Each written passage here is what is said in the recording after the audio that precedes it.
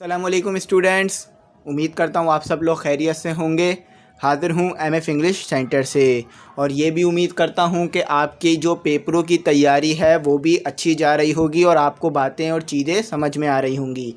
तो स्टूडेंट, आज जो है हम एक और लेक्चर को, एक और चैप्टर को जो है वो थोड़ा बहुत डिस्कस करेंगे और उसके MCQs को सॉल्व करेंगे, क्योंकि मैं आपको MCQs इस तरह से करवा रहा हूँ जिस तरह से MCQs को करना चाहिए। यानी मैं जो हूँ वो सिर्फ़ आपको आंसर नहीं बता रहा हूँ, बल्कि आंसर के पीछे का क्या कॉन्सेप्ट है, क्या वजह है, ये भी बता रहा हूँ, ताकि आपका जो चैप्टर है वो भी जो है रिवाइज हो जाए और आपको बात समझ में आए।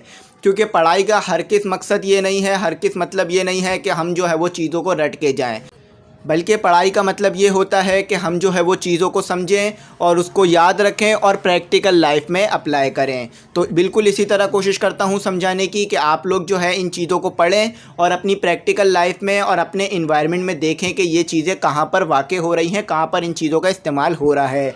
तो आज एक और बहुत इंपॉर्टेंट चैप्टर है इक्विलिब्रियम, जो कि बहुत ज़्यादा जो है वो इस्तेमाल हो रहा होता है आपके इर्द गिर्द।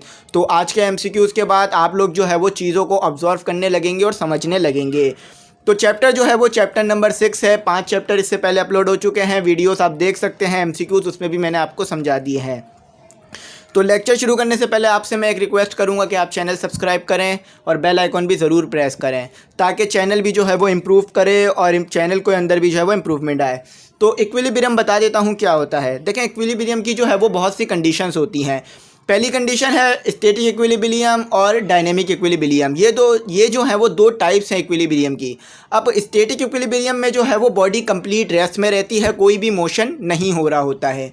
लेकिन डायनेमिक इक्विलिब्रियम में जो है वो बॉडी मूव तो कर रही होती है, लेकिन उसमें कोई भी जो है वो एक्सेलरेशन प्रोड्यूस नहीं होती, वो कांस्टेंट वेलोसिटी के साथ मूव कर रही होती है। तो ये जो है वो दो मैंने आपको टाइप्स बताई इक्विलिब्रियम की।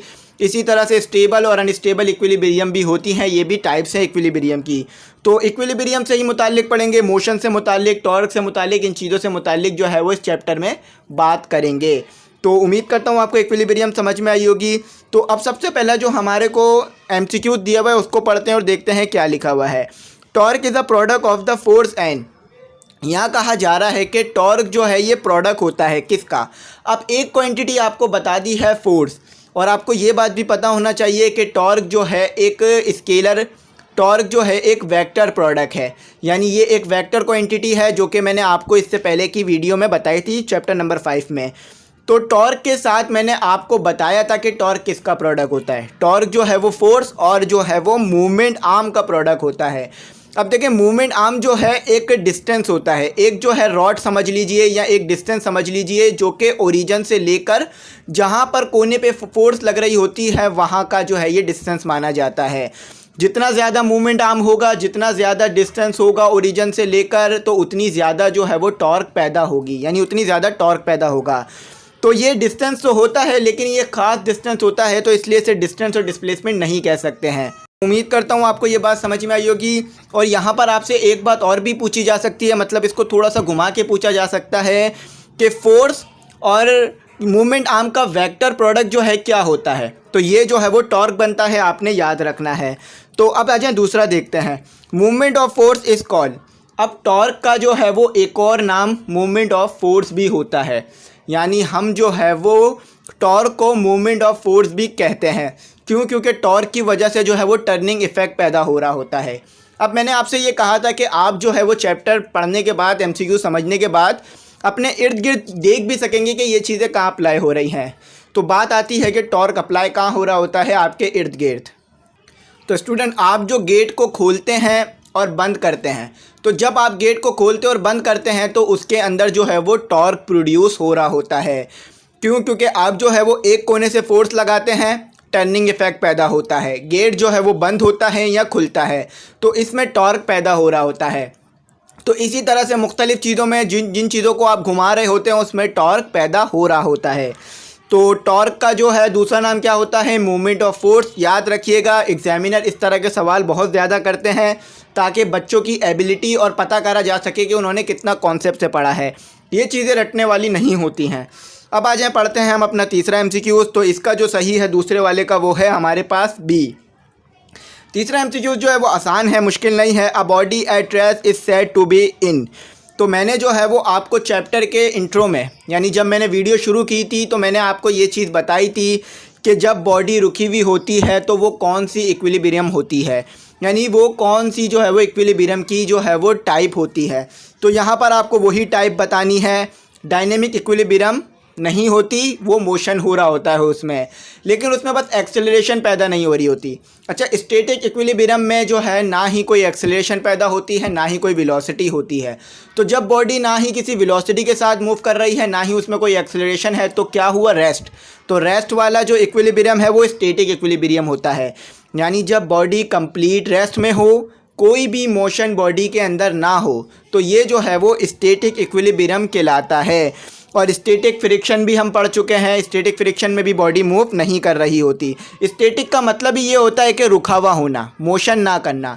तो इस वर्ड को आप समझ लें, बहुत जगह पे ये आपके इस्तेमाल होता रहेगा। अच्छा, डायनेमिक इक्विलिब्रियम में बॉडी मूव तो करती है लेकिन उसमें एक्सेलरेशन नहीं होती, मैंने आपको ये बात बता दी थी।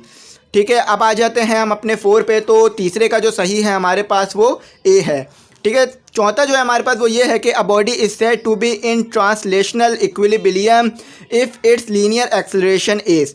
तो इसमें कहा जाता है कि एक बॉडी जो है वो ट्रांसलेशनल इक्विलिब्रियम में है, तो उसका जो लीनियर एक्सेलरेशन है वो किस तरह का होगा। यानी उसका अगर लीनियर एक्सेलरेशन वो उसका जो है वो यूनिफॉर्म होगा, वेरिएबल होगा, ज़ीरो होगा या पॉजिटिव होगा। तो यहाँ पर आपने जो है वो पॉइंट सेलेक्ट करके बताना है। तो ट्रांसलेशनल इक्विलिब्रियम ये भी जो है एक कंडीशन है, ये भी जो है एक टाइप है इक्विलिब्रियम की।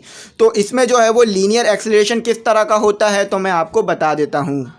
तो स्टूडेंट, ट्रांसलेशनल इक्विलिब्रियम में जो एक्सेलरेशन होती है हमारे पास वो ज़ीरो होती है, यानी कोई भी एक्सेलरेशन पैदा नहीं हो रही होती है।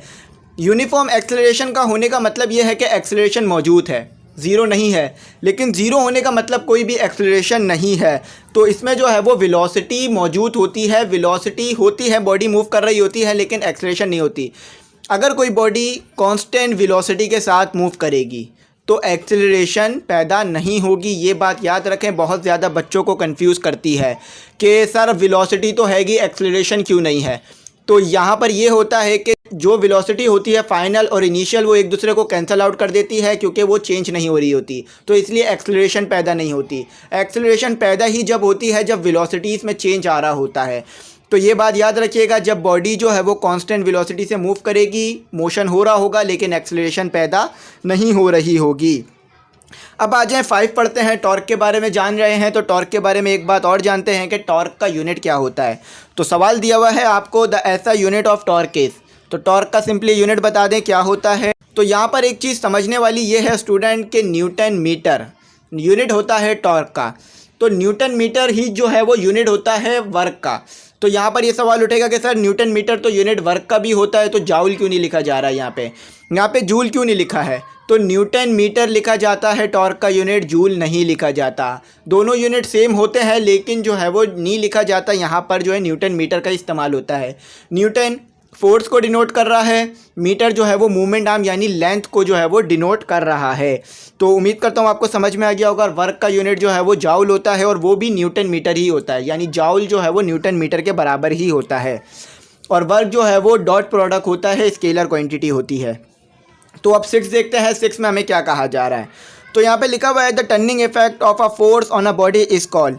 तो अगर आपने मेरी बात ध्यान से सुन रहे होंगे, लेक्चर पे आपकी कंसंट्रेशन अच्छी होगी, तो आपको मैंने ये बात बताई थी कि जब टर्निंग इफेक्ट ऑफ फोर्स होता है और टर्निंग इफेक्ट पैदा होता है फोर्स की वजह से, तो वो क्या होता है।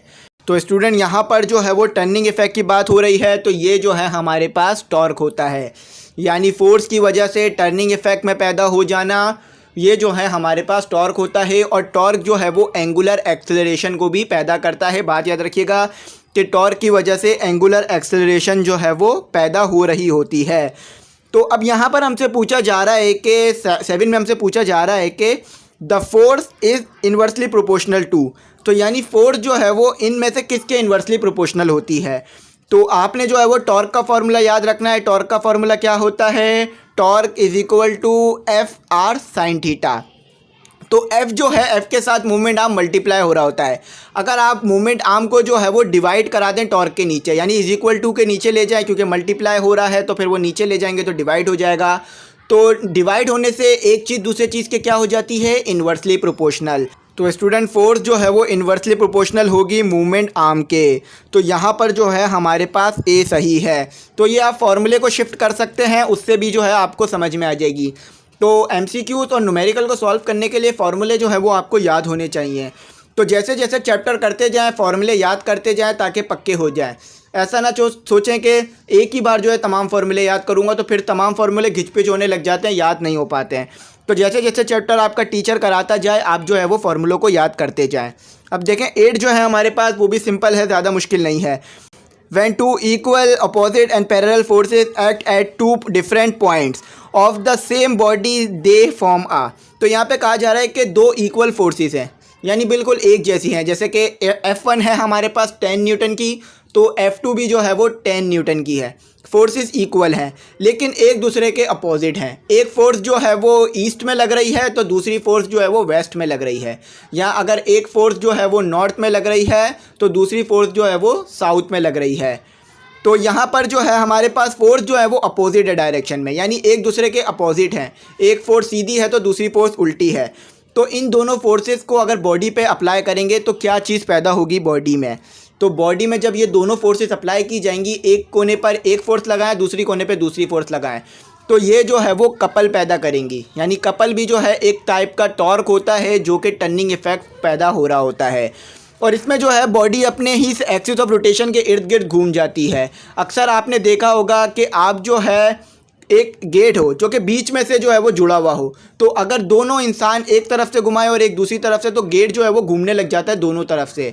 अक्सर आपने जो है वो पार्क में गए होंगे तो पार्क वाला गेट देखा होगा कि बीच में से जो है वो जुड़ा हुआ होता है। अगर एक इंसान एक तरफ से घुमाए और दूसरा इंसान दूसरी तरफ से, यानी एक इंसान एक डायरेक्शन में लगा दे फोर्स और दूसरा इंसान उसी के मुखालिफ डायरेक्शन में, तो गेट घूमना शुरू हो जाता है।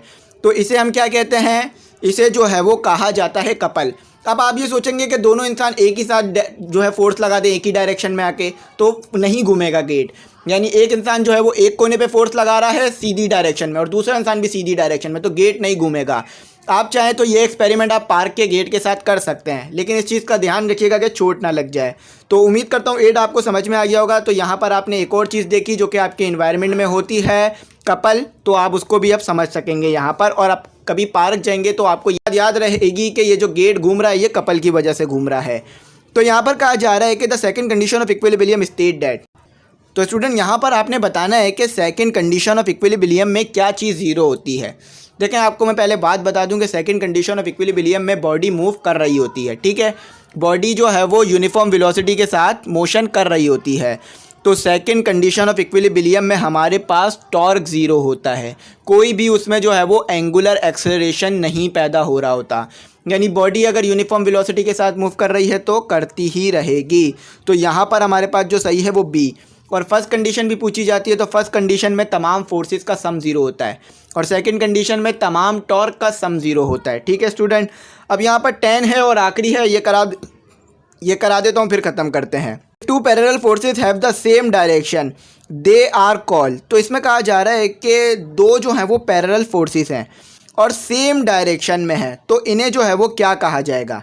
यानी दो फोर्सेस हैं, एक फोर्स समझ लें सीधे हाथ पे लग रही है तो दूसरी फोर्स भी सीधे हाथ पे लग रही है, तो ये पैरेलल तो हो गई। और क्वेश्चन में भी कहा जा रहा है तो ये अनलाइक होंगी या लाइक होगी, तो ये जो है वो लाइक होंगी। क्यों? क्योंकि दोनों एक ही डायरेक्शन में हैं और पैरेलल हैं, तो क्या हो गई, लाइक। अगर ऐसा होता कि एक फोर्स जो है वो मुखालिफ होती और दूसरी फोर्स जो है वो दूसरे सिमत में होती, तो ये अनलाइक हो जाती। जैसे एक फोर्स जो है वो सीधी तरफ लग रही होती, दूसरी फोर्स उल्टी तरफ, तो ये जो है वो अनलाइक हो जाती। लेकिन दोनों एक ही डायरेक्शन में है तो लाइक हो गई, तो और लाइक पैरेलल फोर्सेस हो गई। तो उम्मीद करता हूँ यहाँ तक आपको बात समझ में आ गई होगी। मैंने खोल कर फुल एक्सप्लेन करने की आपको कोशिश की। टॉर्क और इक्विलिब्रियम का थोड़ा बहुत जो है मैंने आपको आज कॉन्सेप्ट बताया। तो 15 मिनट की वीडियो भी अगर आपने पूरी देखी हो समझदारी से और जो है स्किप ना किया हो, तो अच्छी खासी बातें समझ में आ गई होंगी। तो 15 मिनट जो है वो आपके ज़ाया नहीं गए होंगे। तो उम्मीद करता हूँ यहाँ तक आपको मेरी बात अच्छी तरह समझ में आई होगी। अगर फिर भी कुछ रह गया हो या मैं नहीं आपको समझा पाया हूँ या आपको ना समझ में आया हो तो नंबर जो है मैं आपको इसीलिए देता हूँ ताकि आप जो है मुझसे व्हाट्सएप पे पूछ सकें या कमेंट सेक्शन में चाहें तो उस पर भी सवालात पूछ सकते हैं। ताकि आप सवालात पूछेंगे तो जो भी आपकी क्यूरी रह गई होगी या जो बात भी समझ ना आ रही होगी वो आ जाए।